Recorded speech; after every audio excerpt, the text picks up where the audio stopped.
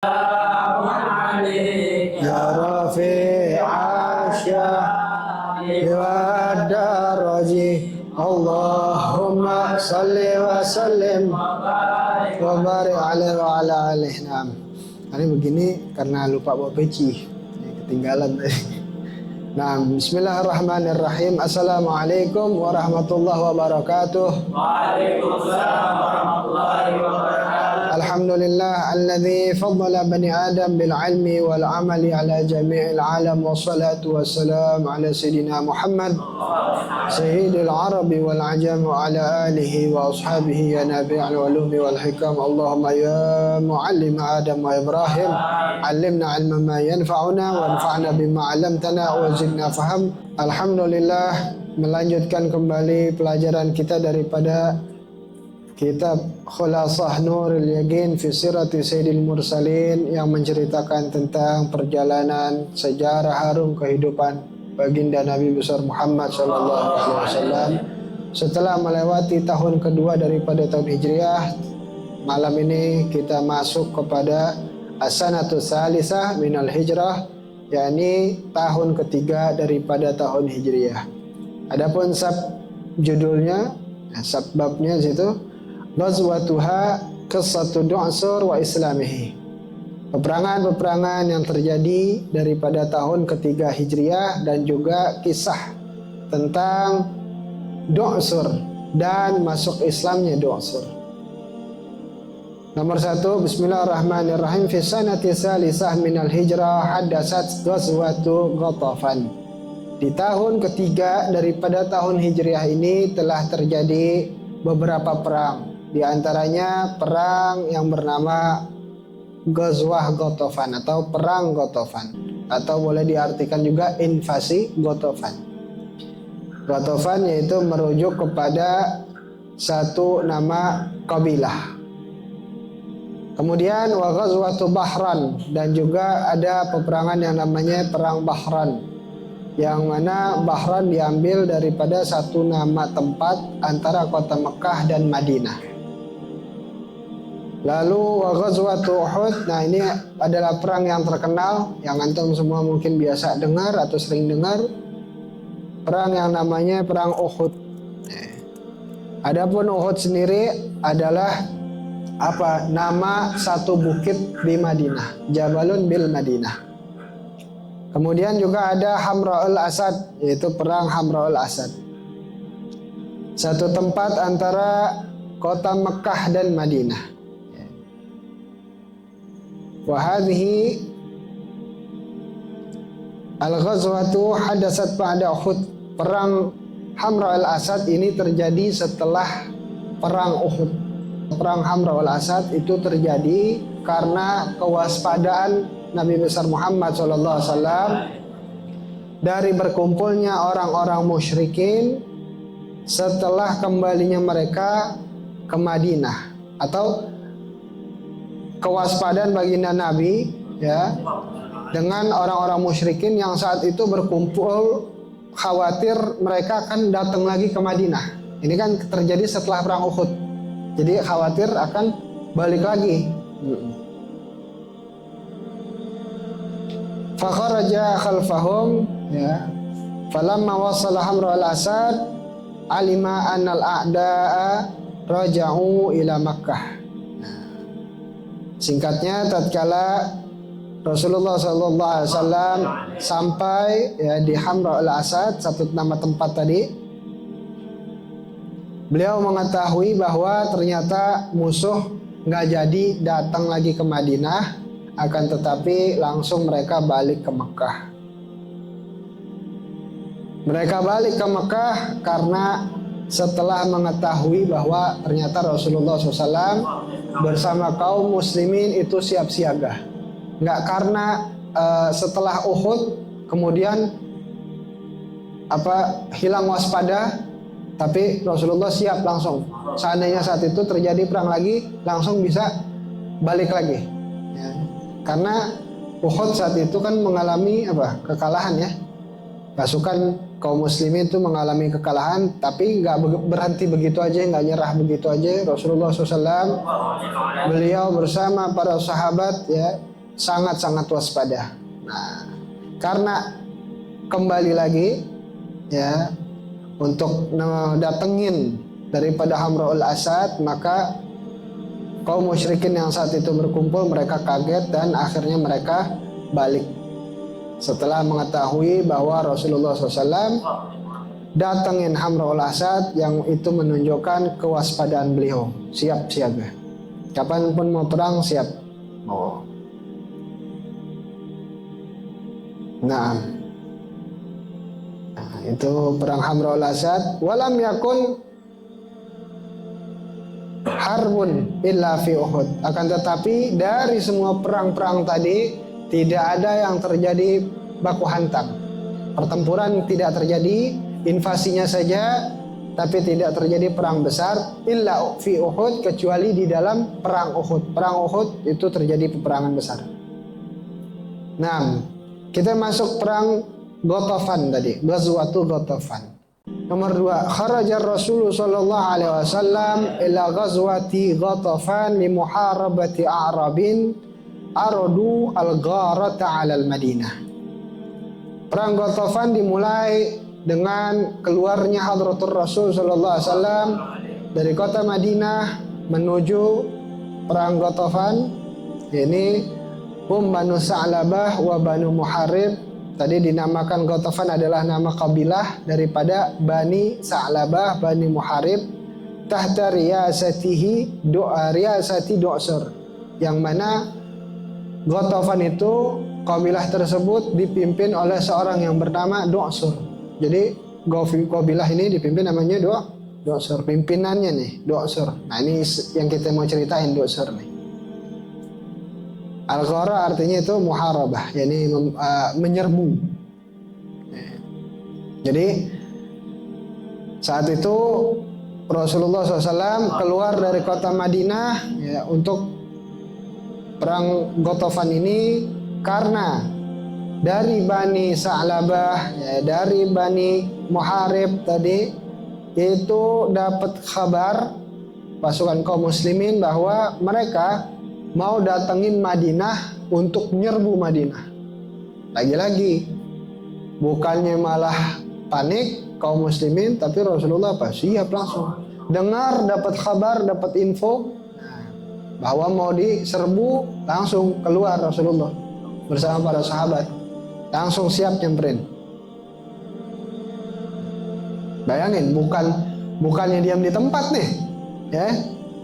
Dapat kan gini, sahabat itu biasanya ada yang jaga di pos-pos di sekitaran Madinah, sehingga kalau ada info tuh tahu.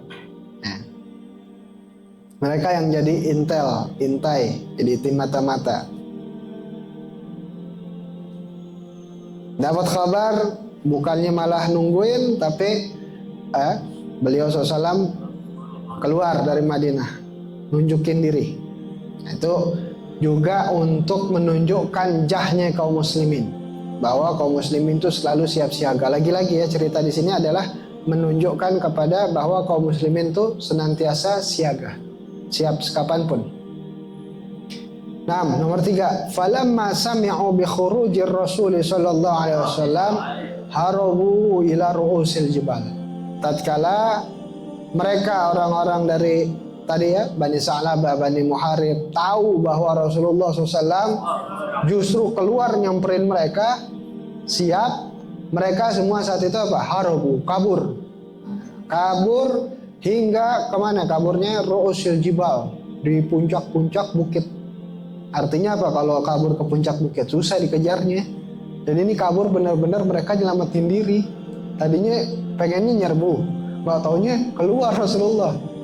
Sahabat pada keluar. Akhirnya apa? Udah naik. Kabur semua. Karena kalau pikiran mereka kalau kaburnya apa? Di jalan lurus kejarnya gampang. Tapi kalau kaburnya ke puncak-puncak bukit susah kaburnya. Dikejarnya susah. Kenapa mereka kabur ke puncak-puncak bukit ya? Khaufan minal muslimin. Mereka ternyata takut kepada kaum muslimin. Takut juga. Down juga lah. Udah pede mau nyerbu. Ayo kita serbu. Tahu-tahu, wah, siap. Nah, itu makanya tadi tidak terjadi pertempuran. Ya, tidak terjadi pertempuran di tahun ketiga Hijriah ini kecuali Uhud. Namun ada satu kejadian yang unik. Yakni wahadasa nomor 4 ya. Wahadasa anna Rasulullah sallallahu alaihi wasallam naza'a thawbahu liyujaffifahu min matar ballalahu wartaha tahta syajarah wal muslimuna mutafarriqun. Dan telah terjadi saat itu bahwa Rasulullah sallallahu alaihi wasallam beliau melepas baju beliau kemudian menggantung. Nah, untuk apa? Untuk menjemur lantaran basah karena habis kena hujan. Nah, ini juga jadi sunnah bagi kita bahwa kita nggak boleh pakai pakaian basah. Kalau memang memungkinkan itu dibuka dijemur. Dibuka dijemur tentu pakai apa? Daleman. Kalau ente itu udah baju satu-satunya baju luar ya nggak usah dijemur. Udah gitu pakai celana pendek lagi, celana bola lagi, tanahnya MU lagi. Ya kalah kan sama Chelsea.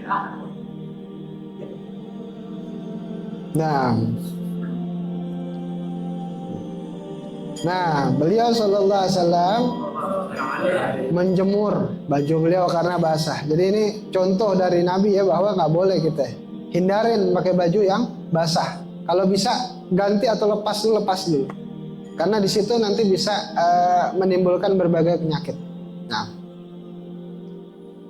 kemudian wartaha tahta syajarah, beliau istirahat di bawah pohon. Di bawah pohon beliau istirahat sambil apa? Nunggu baju kering. Sambil nunggu baju kering sesaat, wal muslimuna mutafarriqun. Kaum muslimin saat itu mereka berpencar masing-masing karena tahu apa? Keadaan bukan lagi gawat. Ya udah bukan santai apa ya? Ya pisah gitu, pisah-pisah tempat. Karena tadinya mau perang, ternyata musuhnya kabur ke puncak-puncak gunung, puncak-puncak bukit. Ya udah, akhirnya apa? Keadaan kan berarti nggak genting nih. Nah, sahabat pada misah-misah. Nomor 5.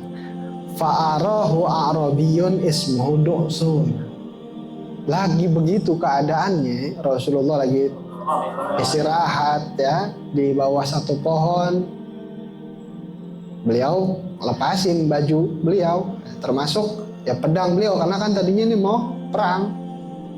Dan sahabat juga pada di tempatnya masing-masing. Ada yang ngelihat Nabi SAW namanya Du'sur. Du'sur. Ini Du'sur ngelihat Nabi dari jauh. Nah, Du'surnya tadi siapa ya? Pimpinannya nih. Pimpinan dari pasukan musuh, dari Bani Sa'labah dan Bani Muharib, dari Gotofan nih dia pimpinannya nih. Du'sur melihat Rasulullah. Menurut Du'sur kesempatan nih. Karena apa? Sahabat pada masing-masing. Rasulullah lagi istirahat. Kan dia nggak tahu kalau Rasulullah itu tidak tidur. Meskipun mata mengantuk, hati Nabi tidak tidur. Dipikirnya tidur seperti tidur manusia biasa. Akhirnya dilihat kesempatan emas bagi Du'sur. Du'sur mendik-mendik, diam-diam nyamperin Rasulullah SAW, berusaha supaya nggak ketahuan sama para sahabat. Fa'aqbala ilaihi bisayfi, kemudian Du'sur nyamperin Nabi dengan bawa pedang. Bahkan dikatakan kalau bahasa kita tuh nodongin pedang. Nodongin pedang. Hatta waqafa ala ra'sih, saking dekatnya sehingga Du'sur itu kira-kira dekat dari kepalanya Rasulullah. Nah, kita arti ini gitu aja biar lebih pantas. Ini saking dekatnya nih. Ini kesempatan banget nih bagi Du'sur nih. Du'sur nih dendam banget udah. Ya, udah dendam. Kira-kira ya orang lagi keadaan santai, misalnya nih kalau bahasa kita keadaan santai, ente dendam sama orang nih, keadaan santai nih. Kan kalau mau ngebunuh enak banget. Iya. Jangan, iya aja lagi. Jangan bunuh orang, nggak boleh, maafin. Ya, galak banget. Febri, iya Beb. Wah, ente ada masalah sama siapa? Maafin dulu. Ya. Nah, akhirnya menurut Rasul ini kesempatan mas bagi saya pesantren. Ah, ditodongin Rasulullah, saking dekatnya tuh. Memang ada yang mengatakan sampai seakan-akan pedang itu ada di leher Rasulullah, tapi kita nggak ngambil yang itu. Ya, seakan-akan apa ya? Hampir-hampir dong. Ya, hampir-hampir. Kita artinya yang pantasnya aja. Yang pantasnya dekat dari kepala Rasulullah, dah gitu aja. Sallallahu alaihi wasallam. Dengar itu Nabi bangun. Nah, ya Nabi bangun. Nabi melihat. Kemudian dengan keadaan udah penuh amarah, udah siap mau apa ya? Menggal kali bahasanya dah. Dosur nanya, man yamna'uka minni ya Muhammad. Siapa yang akan mencegahmu saat ini dari saya? Satu-satunya yang kamu hadapi saat ini paling dekat hanya saya yang akan membunuhmu. Siapa yang akan mencegahmu dari saya? Faqala Rasulullah sallallahu alaihi wasallam. Kemudian Nabi besar Rasulullah SAW menjawab, Allah. Dengan tenangnya baginda Nabi menjawab Allah. Jadi begitu keadaannya tegang, bagi kita ini keadaan tegang, Dosur nodongin pedang sambil nanya, siapa yang akan mencegahmu dari saya saat ini? Sedangkan sahabat pada masing-masing saat itu. Allah, kata Nabi Muhammad. Fa asaba rajula haibatun wa khaufun. Kemudian tiba-tiba Dosur ketimpaan rasa yang sangat-sangat mengerikan, ya, hingga dia sangat-sangat ketakutan. Kengerian yang bikin takut. Haibah itu ada haibah kagum, ada haibah khaufun. Haibah khaufun tuh dia takut jadinya, gemeter. Takut dengan jawaban Nabi Muhammad SAW. Fasaqata sayfuhu min yadihi fatanawalahu ar-rasul sallallahu alaihi wasallam. Kemudian dari takutnya Dosur saat itu jatuh pedangnya, gemeter ya. Karena baginda Nabi nyebut Allah. Nah ini juga menjadi bukti ya, karena ada orang yang mengatakan nyebut Allah doang bukan zikir. Nyebut Allah doang bukan zikir, harus disambungkan. Misalnya Allahu Akbar itu baru zikir, atau subhanallah, atau alhamdulillah. Jadi kalau Allah doang bukan zikir. Kalau bukan zikir nggak ada reaksi dong di sini, ya. Apalagi yang menyebut Allah adalah kekasihnya Allah sendiri, yaitu Nabi besar Muhammad. Ajib. Makanya dulu kita diceritain ame ada punya guru zaman Habib Ali Kuitang, rahimahullah rahmatul abrar. Kalau di Majelis Kuitang, Habib Ali Kuitang lagi baca talqin, Afdalu zikri fa'lam annahu la ilaha illallah. Itu semua nangis langsung. Nangis. Habib Ali Kuitang baca. Nah coba kita dah. Nangis gak kita? Sekali, baca sekali, langsung orang pada nangis. 3 kali, makin kencur. Kalau kita nangis gak? Belum tentu. Nah itu apa ya? Ditanya, kenapa hal itu bisa terjadi? Karena punya kedekatan. Ada hubungan yang dekat antara Habib Ali Al-Habsyi, Habib Ali bin Abdurrahman Habsyi sebagai wali min auliyaillah dengan Allah Subhanahu wa ta'ala. Jadi karena kedekatan itu, cahaya yang dibaca itu nular ke para jamaahnya, sehingga baca sekali Allah la ilaha illallah, itu orang pada kesentuh hatinya. Kalau bahasa bahasa apa namanya, kata quotesnya tuh gini, Anda pernah nemu tuh, main behind the gun. Jadi bukan soal tembakannya, tapi siapa yang nembak. Kalau orang udah ahli, biar kata cuma pistol, 007 tuh angkot, tahu nggak itu 007? Apa namanya tuh 007? Jaga masjid dan kebon, James Bond. Iya, pakai inian doang, pistol, jago banget kan. Kita pakai brand, nggak biasa nembak, kemana-mana larinya tuh. Jadi kadang bukan soal apa ya, tembakannya, tapi siapa yang nembak. Nah, begitu juga karena yang baca adalah wali Allah, cahayanya kemana-mana. Rasanya tuh beda kalau dia yang baca tuh.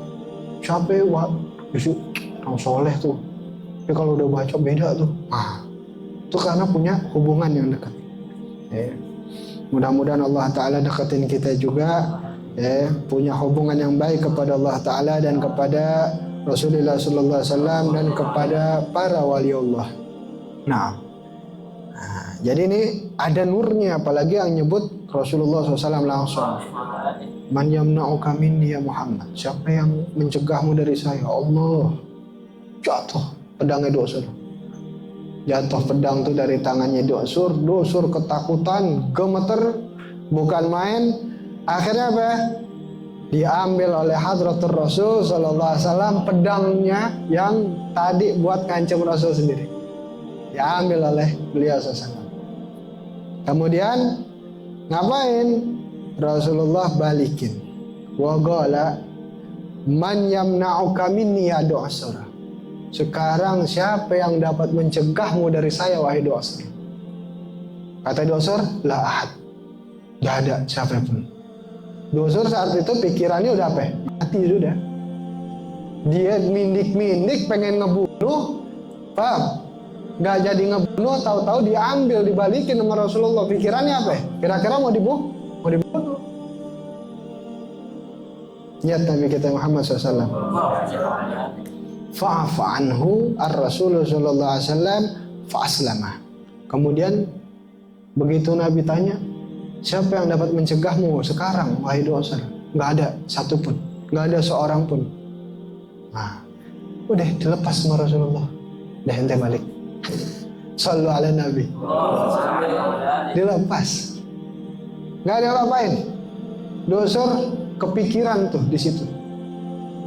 Gila, gue dilepas gitu aja. Mindik-mindik gue nih. Udah datang niat mau perang, nggak jadi, ngambil kesempatan, mau nusuk dari belakang. Tahu-tahu apa? Nggak terjadi, dimaafin. Dimaafin. Kesempatan emas tuh buat saya. Di situ Dosur mikir. Nah, hidayah tuh datang akhirnya. Karena dia mau mikir. Kalau emang Muhammad pikirannya hanya politik, nyari orang-orang Arab hanya untuk ngebesarin namanya, nyari kuasa, nyari simpatisan segala macam, hanya untuk itu, bukan untuk membawa ajaran ilahi, bukan untuk membawa kebenaran, pasti saya udah dibunuh. Kenapa? Karena ngebunuh pimpinan satu kaum, satu kabilah, kan namanya naik harusnya. Kalau bisa begitu, nama naik dong. Terus dia yang menang lawan itu tuh preman pasar induk. Nah, yang bener kan? Namanya naik. Tapi kan Rasulullah nggak begitu. Bukan datang untuk nguasain wilayah, enggak. Bukan datang untuk politik, bukan datang untuk kekuasaan, nyari keduniawian, enggak. Memang beliau ditugaskan oleh Allah Subhanahu wa taala untuk membawa kebenaran. Sehingga Dosur mikir, kalau tujuan Muhammad adalah dunia, adalah untuk ini dan itu, nggak mungkin saya dilepasin gitu aja. Hidayah datang. Fa'aslama. Kemudian Dosur saat itu masuk Islam. Wada'a qaumahu lil Islam. Kemudian Dosur memanggil kaumnya semua, karena dia pimpinan nih. Makanya berkahnya pimpinan ngaji, berkahnya pimpinan itu dia tahu agama, anak buahnya pada ngikut. Ya, mudah-mudahan antum jadi pemimpin nanti. Ya di RT, di RW, di kelurahan. Jadi mana aja deh di kerjaan ente. Oh, jadi atasan. Niatin gitu, jadi atasan biar kalau saya jadi atasan nggak ada tuh susah-susah lagi izin sholat Jumat. Kadang kan ada. Anda tahu tuh bos-bos yang rese tuh. Mau kemana? Kemarin kan udah sholat Jumat. Tong, nggak ngerti loh. Kira sholat Jumat 2 minggu sekali. Kemarin kan udah, masa sholat Jumat mulu? Ya. Oh.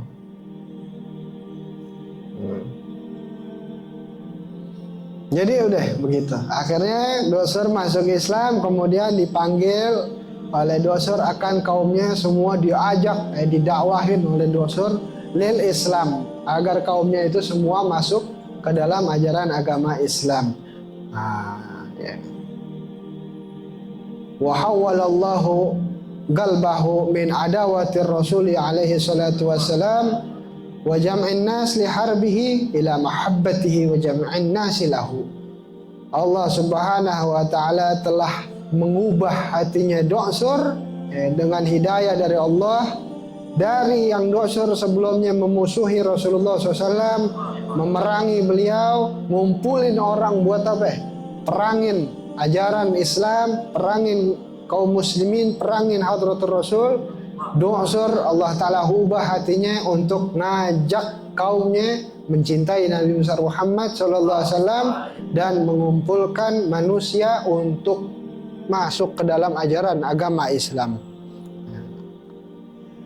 Zalika fadlullahi yu'tihi man yasha wallahu wasi'un alim.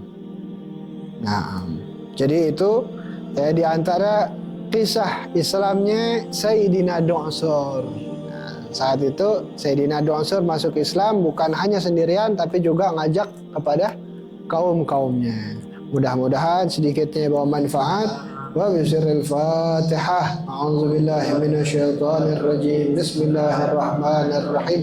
Alhamdulillahirabbil alamin.